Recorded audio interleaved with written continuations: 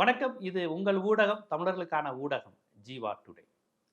இந்த எஸ்ஐஆர் படிவம் பூர்த்தி செய்வதில் மக்களுக்கு பிரச்சனை அப்படிங்கிற நிலை இப்போ அடுத்த கட்டத்துக்கு அவர்கள் பூர்த்தி செய்ய கேட்கும்போது தங்களால் முடியவில்லை அப்படிங்கிற நிலையில் அவர்கள் இருப்பதும், இன்னொரு புறம் அவர்களுக்கு டார்கெட் வச்சு வேலை செய்ய முடியலையா என்று கேட்கின்ற இந்த நிலையில் கேரள மாவட்டத்தை சேர்ந்த ஒருவர் தற்கொலை செய்து கொண்டார் அப்படிங்கிற செய்தி பரபரப்பாக போயிட்டு இருக்கு. ராஜஸ்தானை சேர்ந்த ஒருவரும் இந்த மாதிரி தற்கொலை செய்திருக்கார். மகாராஷ்டிராவில் ஒருத்தர் ரயிலில் விழுந்துட்டாருங்கிறாங்க. இது வெளிவராம 24 பேர் தற்கொலை செய்திருக்கிறார்கள் அப்படிங்கிற மாதிரி கருத்துக்கெல்லாம் வரும்போது, ஒரு மனிதன் வந்து எதற்காக வாழணும்? இந்த மாதிரியான நெருக்கடிகளால் அவன் உயிரை மாய்த்துக் கொள்கிறான் என்றால், இது என்ன மாதிரியான சூழல்? ஒரு அரசு நம்மள நம்பி வைக்கணும்னு நினைச்சு தான் மக்கள் வந்து வாழ்றாங்க. இந்த அரசுங்கிறது மக்களுக்காக தான். மக்களுக்காக தான் இந்த அரசு. ஆனா, இந்த அரசு கொண்டு வரும் புது புது திட்டங்களும், கேட்டா நாங்க சரியான குடிமகனை தேர்ந்தெடுக்கிறோம், சரியான வாக்காளரை தேர்ந்தெடுக்கிறோம், கரெக்டா பார்க்குறோம், செத்து போனவங்க ஓட்டு போட்டுறக்கூடாதுன்னு பார்க்குறோங்கிற மாரியெல்லாம் சொல்லி, சொல்லி, சொல்லி கடைசியில இருக்கிறவனை எல்லாம் சாகடிக்கக்கூடிய நிலைக்கு போகுது. கடைசியில யார் பாருங்க, மக்கள் இல்ல, அரசு அதிகாரி அந்த விண்ணப்ப படிவத்தை ஃபில்அப் பண்ணி கேட்கிற அரசு அதிகாரி சூசைட் பண்ணிக்கூடிய கொடுமை நடந்துகிட்டு இருக்கு. அப்ப இந்த கவர்மெண்ட் வந்து எங்க நோக்கி போகுதுன்னு பாருங்க.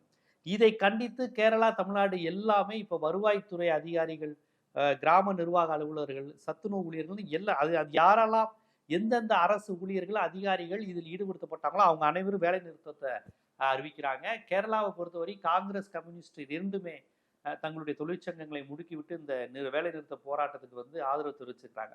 என்னையை கேட்டா இது ஒரு மக்கள் போராட்டமாக வெடித்தால்தான் எஸ்ஐஆரை வந்து நம்ம வந்து நிறுத்த முடியும். ஏன்னா எனக்கு தெரிஞ்சு பீகார்ல லட்சக்கணக்கான 70 லட்சங்கிறாங்க, 80 லட்சங்கிறாங்க வாக்காளர்களே அவங்க நீக்கி இருக்கிறாங்க. நீக்கினது எல்லாம் இஸ்லாமியர்கள். உயிரோடு இருக்கிறவங்கள செத்து போயிட்டு தான் சொல்லியிருக்கிறாங்க. ராகுல் காந்தி அம்புட்டு பேரையும் உயிரோடு பிரசன்ட் பண்ணியிருக்காரு. இந்த பாருங்கப்பா இருக்கிறாங்க. இவங்கெல்லாம் தேர்தல் ஆணையத்தின்படி செத்து போனவர்கள். இப்படி உயிரோடு இருக்கிறவங்க எல்லாம் செத்து போயிட்டான்னு சொல்லி ஓட்டர் ஐடி வந்து நீக்கி இருக்கிறாங்க. வீடு மாறினவங்க, பக்கத்து தெருவுக்கு போனவங்க, பக்கத்து ஊருக்கு போனவங்க, வேலைக்கு போனவங்க வச்சு நீக்கி இருக்கிறாங்க.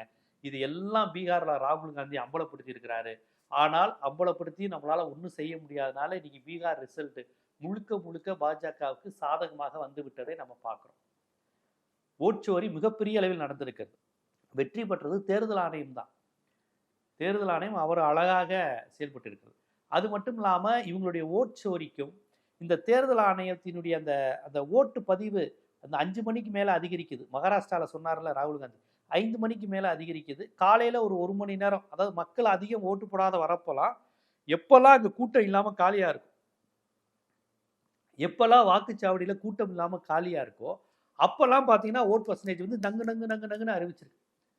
இந்த தூள்னு ஒரு விக்ரம் படத்துல எலெக்ஷன் ஆஃபீஸர்ஸ் எல்லாரும் உட்காந்துருப்பாங்க. உள்ள அந்த ரவுடிகள்லாம் பூந்து பசுபதி எல்லாரும் பூந்து மை தீர்ந்துருச்சுப்பான்னு மை அப்படி கீழே ஊற்றுவாப்ப ஊற்றிட்டு அவங்க ஆட்கள்லாம் வச்சு எப்பா ஓட்டு போட்டு முடிச்சுட்டு பொதுமக்களை அடிச்சு நொறுக்கிட்டு போங்கப்பா அப்படிங்குவாங்க. கிட்டத்தட்ட அந்த மாதிரி தான் நடக்கலை. ஆனால் கிட்டத்தட்ட அந்த நிலைக்கு நம்ம போயிட்டோம். சினிமாலையும், தமிழ் சினிமாலையும் தெலுங்கு சினிமாவிலும் காமிக்கின்ற ரவுடிகள் எப்படி எலெக்ஷனில் அடாவடித்தனம் பண்ணுவாங்க, அது இந்த லோக்கல் பாடி எலெக்ஷனில் இதெல்லாம் ஓப்பனாக நடக்கும். அந்த உள்ளூரில் இருக்க பெரிய ஆள் செல்வாக்குங்கிற மாதிரி அது சட்டமன்ற தேர்தலையும் மக்களவை தேர்தலையுமே ரொம்ப ஓப்பனாக பண்ணுறாங்க. குறிப்பிட்ட நேரத்தில் வாக்கு விழுக்காடு அதிகரிக்குது. அந்த சமயத்தில் பூத்தில் யாருமே இல்லை. இதைத்தான் ராகுல் காந்தி சொல்றாரு. இது ராகுல் காந்தி சொன்னா நீங்க வந்து அரசியல் செய்யறீங்கிறார். அவர் என்ன சொல்றாரு, நான் அரசியல் செய்யறேன்னு வச்சுக்குவோம், நான் சொல்வதை பொய் என்று நிரூபிங்க தேர்தல் ஆணையம்.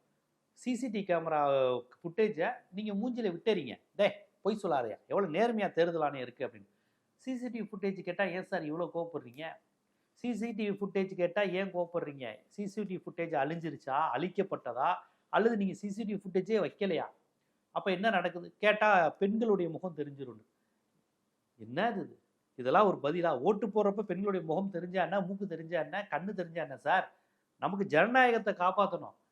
சிசிடிவி பாருங்க, யார் யார் வந்து போட்டிருக்கிறாங்க நம்ம கண்டுபிடிச்சிடலான்னு பார்த்தா சிசிடிவி தரமாட்டாங்க. எப்படி மகாராஷ்டிரால ஈவினிங் 5 to 6 யாரும் இல்லாதப்ப அவளை ஓட்டு அதிகரிச்சிருக்குன்னு கேட்டா கிடையாது. இப்ப பீகாருக்கு பக்கத்து மாநிலங்கள் வந்து லாரியில லட்சக்கணக்கில் வந்து வாக்காளர்கள் ட்ரெயின்ல வந்து இறங்கி இருக்கிறாங்க அப்படின்னு கேட்டா அதை நோக்கி விசாரணை போகவே போகாது. அப்ப அந்தந்த மாநிலத்தை சேர்ந்த வாக்காளர்களை நீக்கிவிட்டு குறிப்பாக யாதவர்களா, தலித்துகளா, முஸ்லிம்களா என்று பார்த்து அப்படியே கும்பல் கும்பலா நீக்கிட்டு பக்கத்து மாநிலத்திலிருந்து ஆட்களை கூட்டி வந்து ஓட்டு போட வைக்கிறது. அந்த ஒரு மாடல் அழகியெல்லாம் ஓட்டு, பிரேசில் மாடல் அழகியெல்லாம் ஓட்டு போட வச்சாங்க. 22 ஓட்டு இருக்கு அந்த அம்மாவுக்கு. அந்த அம்மாவுக்கு ஹரியானாவில் 22 ஓட்டு இருக்கு. சொல்ல முடியாது இதே நிலை நீடிச்சா தமிழ்நாட்டிலையும் பிரேசில் அழகியுடைய ஓட்டு தான். அந்த அம்மா ஒரு 50 ஓட்டு போட்டுரும். காரியாப்பட்டியில் ஒரு பூத்தில் ஓட்டு போடுவாங்க, விக்கிரவாண்டியில் ஒரு பூத்தில் ஓட்டு போடுவாங்க, களியக்காவியில் ஒரு ஓட்டு, சேரன் மாதேவி ஓட்டு, கும்மிடிப்பூண்டில் ஒரு ஓட்டு. அந்த மாதிரி பிரேசில் அழகிக்கு இங்கெல்லாம் ஓட்டு இருந்தாலும் இருக்கலாம். ஆனால் கும்மிடிப்பூண்டிலேயே 3 தலைமுறை 4 தலைமுறை இருக்கிறவனுக்கு 2002 நீ சார் படிவம் பூர்த்தி செஞ்சியாப்பா? சரிப்பா. அப்போ இல்லைப்பா, அப்போ 2002 உங்கள் அப்பா அம்மாலாம் எங்கே ஓட்டு போட்டாங்க, பூத் நம்பரை கொடு, இதை சேர்த்துக்கோ அதை சேர்த்துக்கோன்னு சொல்லி கொண்டு வர சொல்லி அலக்கழிப்பாங்க. ஆனால் பிரேசில் நாட்டு அழகிக்கு இங்கே ஓட்டு போட்டுருவாங்க. அந்த அம்மா வர வேண்டிய அவசியம்லாம் இல்லை, ஆனால் அந்த அம்மாவுடைய ஓட்டு விழுந்துடும். அப்போ எந்த அளவுக்கு ஜனநாயகம் இங்கே கேலி கூத்தா இருக்கு, எவ்வளோ மோசடி நடைபெற்று கொண்டிருக்கிறது. இந்த நிலையில் தான் 1 மாதம் 1.5 மாதத்துக்குள்ள எஸ்ஐஆருங்கிற விஷயத்தை வச்சு 2002 அவன் எங்கே இருந்தான், எந்த ஊரில் இருந்தான், அந்த பூத்து நம்பரை வாங்கு, அவங்க அம்மா அப்பா யார் உயிரோடு இருக்காங்களோ அவங்க பூத்து நம்பரை வாங்க. எங்க 2002 2005 2003 எஸ்ஐஆர்ல நீ பூர்த்தி பண்ணியிருக்கியா பண்ணலையான்னு ஒருத்தன் கண்டுபிடிக்கணும். சத்தியமா இன்னைக்கு தேர்தலில் ஓட்டு போடுறவனுக்கு 2002 2005 எஸ்ஐஆர் நடந்துச்சா, எஸ்ஐஆர்ல நம்ம அப்போ எல்லாத்தையும் ஃபில்அப் பண்ணி கொடுத்தோமா? 2002 2005 18 வயசு ஆயிருக்கு. இப்போ 42 வயசு ஆயிருக்குன்னு கூட 18 வயசு ஆயிருக்காது. அப்போ அவன் எஸ்ஐஆர்ல ஃபில்அப் பண்ணியிருக்க மாட்டான். அப்போ அவன் என்ன இது பண்ணுவான்? அவன் உடனே உறவினரை பண்ணணுமா? உறவினர்னா யாரு? அப்பாவா அம்மாவா? யாரு உறவினர் கணக்கில் வருவாங்க? சித்தப்பாவா அத்தை பொண்ணா யார் வருவா? அங்கே போய் அவங்கள போய் செக் பண்ணி அவங்களுடைய பூத்து நம்பர் என்ன, எந்த இதில் பண்ணாங்கன்னு அதை நீங்கள் ஃபில்அப் பண்ணணும். முதல்ல இந்த கேள்வியே தப்பான கேள்வி இல்லைங்க. 25 வருஷத்துக்கு முன்னாடி நான் ஓட்டு போட்டான்னா போடாட்டி என்ன, இன்னைக்கு எனக்கு வாக்குரிமை இருக்கு, இன்னைக்கு நான் இந்த ஊரில் வசிக்கிறேன், இந்த தெருவில் வசிக்கிறேன், எனக்கு இந்த ஸ்கூலில் ஓட்டு போட உரிமை இருக்கானா அவ்வளோதான், முடிஞ்சிச்சு. இது செக் பண்ணுற மெத்தடா? ஓட்டு உரிமை இருக்கா இல்லையாங்கிறது எப்படி நீங்கள் செக் பண்ணணும்? ஃபஸ்ட்டு இந்த அட்ரஸுங்கிறத ப்ரூஃப் வாங்குறதுக்கு ரேஷன் கார்டோ, டிரைவிங் லைசன்ஸோ, ஆர்சி புக், பைக்கோ கார் வச்சுருந்தா அதோடைய owner RC book, PAN card, வேற என்ன, ஆதார் கார்டு, இந்த 5ல் எப்படி ஒருத்தனுக்கு 2 டாக்குமெண்ட் கண்டிப்பாக ஒருத்தனுக்கு இருக்கும். அதில் தான் அவன் இன்னார் பையன் இந்த வீட்டில் வசிக்கிறான், கல்யாணம் ஆயிடுச்சு, அவனுக்கு குழந்தைங்க இருக்குன்னு எல்லா டீட்டெயிலும் இந்த இப்போ நான் சொன்ன இந்த முகவரியிலே, நான் சொன்ன இந்த அடையாள அட்டைகள்லேயே தெரிஞ்சிடும்.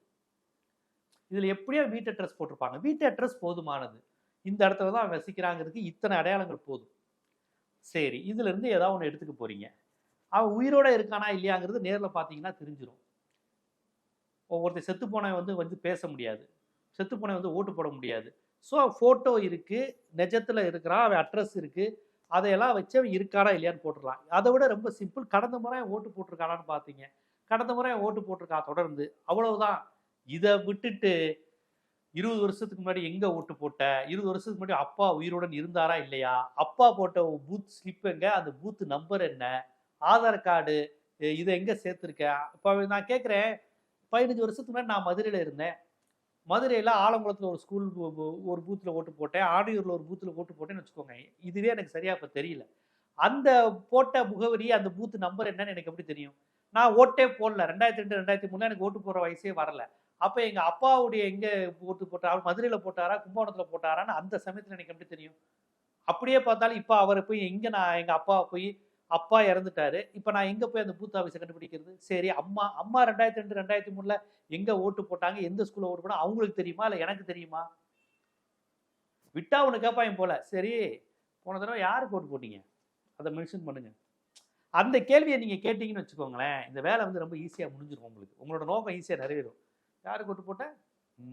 ஏன்னா தமிழ்நாட்டில் தாமரைக்கு ஓட்டு போட்டேன்னு சொல்கிறவன் குறைவாக இருப்பான். அதுவும் 2002 2003 யாருக்கு ஓட்டு போட்டிருப்பான்? அப்போல்லாம் பிஜேபியாக அப்படி தெரிஞ்சிருக்காது. பார்த்துருப்பா, யாருக்கு ஓட்டு போட்டேன்னு கேட்டால் முடிஞ்சு போச்சு.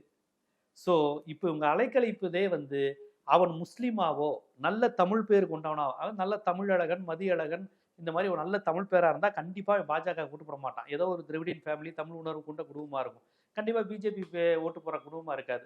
அப்போ அவன்கிட்ட இந்த மாதிரி கேள்விகள் கேட்டு, இத்தனை டாக்குமெண்ட் கேட்டு, இதை ஃபில்அப் பண்ணலையா அதை ஃபில்அப் பண்ணலையா, நாளைக்குள்ளே ஃபில்அப் பண்ணிடு, நாளானைக்குள்ளே பண்ணிடு, ஜனவரி மாதம் எண்டு பிப்ரவரி 2ஆம் தேதி முடியுதுன்னு சொல்லி அவங்கள கழிச்சு கட்டிடுறது. பார்த்தாலே பிஜேபிக்கு ஓட்டு போடுற மாதிரியான நபர்கள், அதாவது முஸ்லீம் அல்லாதவர்கள், கிறிஸ்தவர் அல்லாதவர்கள், இந்த மாதிரி ஆட்களை அப்படியே டாக்குமெண்ட் இருக்கோ இல்லையோ ஓரளவுக்கு கிளிக் பண்ணி முடிச்சிடுறது. இதுதான் நடக்க போகுது, இதுதான் ஆபாயம். இதைத்தான் ராகுல் காந்தி நமக்கு அறிவிச்சிருக்கிறாரு. 75 லட்சம் ஓட்டு போச்சு, 80 லட்சம் ஓட்டு போச்சுங்கிறாங்க. ஸோ இதை தடுப்பதற்கு எனக்கு தெரிஞ்ச இந்த எஸ்ஐஆர் ஃபார்மின் அடிப்படையில் இந்த எலெக்ஷன் நடந்துச்சுன்னா, எனக்கு ரொம்ப பயத்துடன் சொல்றேன், இதை நான் ஏதோ பெருசா நடக்க போகுது. இது நீதிமன்றத்தின் மூலமாகவோ மக்கள் மன்றத்தின் மூலமாகவோ தெருவில் நடக்கின்ற போராட்டங்கள் மூலமாகவோ தொடர்ந்து அம்பலப்படுத்துவதும் பேசுவதன் மூலம் மட்டும் இந்த எஸ்ஐஆரை நிறுத்த வேண்டும். இது தமிழக அரசு முயற்சி பண்றாங்க, திமுக முயற்சி பண்ணுது, காங்கிரஸ், விடுதலை சிறுத்தைகள், இடதுசாரிகள் தொடர்ச்சியா எஸ்ஐஆரை நிறுத்தணுங்கிறாங்க.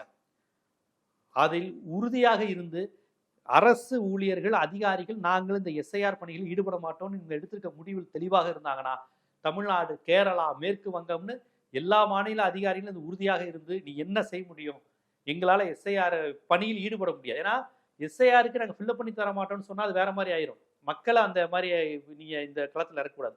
அதிகாரிகள் எங்களால் அந்த வேலையை செய்ய முடியல, எங்களுக்கு இது தெரியல, எங்களுக்கு போதுமான பயிற்சி இல்லை அப்படிங்கிறத சொல்லி இதை தொழிற்சங்கங்களும் அரசியல் கட்சிகளும் பிற தன்னார்வ குழுக்களும் ஜனநாயக சக்தியிலும் செய்து இதை நீ உறுதியுடன் இருந்து இந்த எஸ்ஐஆர் வேணாம், பழைய மாதிரி வாக்களிக்கிறதுக்கு என்னென்ன விஷயங்கள் இருக்கோ அந்த அடிப்படையில் நீங்க செய்யுங்க. நீங்க அப்படி தீவிர வாக்காளர் திருத்தம் செய்யணும்னா இந்த எலெக்ஷன் முடிஞ்சதுக்கப்புறம் 1 வருஷம் 2 வருஷம் டீட்டெயிலா தமிழ்நாடு முழுக்க அலசி ஆராய்ஞ்சு யாரெல்லாம் செத்து போயிட்டாங்க, யாரெல்லாம் இல்லை, யாருக்கு 2 வாக்குரிமை, யாருக்கு ராம்நாட்லையும் மதுரையிலையும் இருக்குலாம் கண்டுபிடிச்சு நீங்க தாராளமா தூக்குங்க. இந்த நடவடிக்கை எடுக்க வேணாம்னு சொல்லல. ஆனா 1.5 மாசத்துலயும் 1.25 மாசத்துலயும் செய்ய போறேன்னு சொல்வதன் மூலம் நீங்க ஊழியர்களையும் அதிகாரிகளையும் பதட்டப்படுத்துறீங்க, மக்களை பயமுறுத்துறீங்க. இதுல பல பேர் அப்படி வேணாண்டான்னு விட்டுட்டு போயிடுவான். நான் ஃபில்லப் பண்ணி கொடுத்துட்டேன், அவன் கொடுத்தா கொடுக்குறான், கொடுக்காட்டி கொடுக்குறான்னு அப்படி ஓடுறவன் இருப்பான். அதுலயே பாதி பேர் கழிஞ்சிருவாங்க. ஸோ இந்த மாதிரி ஒரு அலைக்கழிப்பது, தொந்தரவு பண்ணுவதுங்கிற மாதிரி விஷயத்தின் மூலமாக உண்மையான இந்திய வாக்காளர்களை நீங்க நீக்குகின்ற வேலையில் செய்றீங்க. இதை தடுக்கணும்னா, இந்த எஸ்ஐஆருக்கு சமாதி கட்டணும்னா, ஊழியர்கள் எப்படி எங்களால வேலை செய்ய, நீங்க அதுக்கு ரீசன் இருக்கு. 24 பேர் செத்து போயிட்டாங்கன்னு சொல்றாங்க. உயிர் சும்மாவா? ஒரு கவர்மெண்ட் ஸ்டாஃபுடைய உயிர் சும்மாவா? சம்பந்தமில்லாத வேலைப்பளுவை கொடுத்து அவங்களை இது பண்ணுவது என்பது சட்டப்படி அவங்களுடைய மனித உரிமைக்கு எதிரானது, தொழிற்சங்க உரிமைகளுக்கு எதிரானது, தொழிலாளர் சட்டங்களுக்கு எதிரானது, அரசு ஊழியராக இருந்தாலும் தனியார் ஊழியராக இருந்தாலும். ஆக அவர்களை பயிற்சி பெறாத, அவர்கள் நிபுணத்துவம் பெறாத வேலைகளை கொடுத்து எப்படியாவது இதை முடியும் டார்கெட் பண்ணி 24 பேர்கிட்ட இன்னைக்கு செத்துருக்காங்கன்னு தகவல் வருது. இதை இந்த விஷயத்தை ஒரு ஒரு ஒரு பிரிமியா பேசியா கொண்டு முகாந்திரமா கொண்டு கூட வழக்கு தொடரலாம். இனிமேலும் உயிர்கள் போகாமல் இருக்க நாங்கள் வேலை செய்ய மாட்டோம், வேலை நிறுத்தங்கிறத இதை கொண்டு போகணும். இவர்களுக்கு ஆதரவாக எல்லா ஜனநாயக சக்திகளும் இருந்தாதான் நம்ம இந்திய ஜனநாயகத்தை காக்க முடியும். அதற்கு அரசு ஊழியர்களினுடைய இந்த போராட்டம், வேலை நிறுத்தம் வெல்லட்டும் அப்படிங்கிறது என்னுடைய கருத்தா இருக்கு. நான் மட்டும் இல்லைங்க, ஜனநாயகத்தை காப்பாற்றணும். மதம், சாதி, மொழி, தேசம் கடந்து இந்தியாவினுடைய ஜனநாயகம் பாதுகாக்கப்படணும். தேர்தல்னு ஒன்று தொடர்ந்து நடத்தப்படணும். இந்த எண்ணம் இருந்துச்சுன்னா நீங்களும் இதை வலியுறுத்தி மக்களிடம் தொடர்ச்சியா பரப்புரை மேற்கொள்ளுங்க. இது போன்ற அரசியல், சமூகம், சினிமா, சட்டம் போன்ற பல்வேறு விழிப்புணர்வு காணொளிகள் உங்களை வந்து சேருவதற்கு ஜீவா டுடே சேனலை சப்ஸ்கிரைப் பண்ணுங்க, ஆதரவு தாங்க. நன்றி.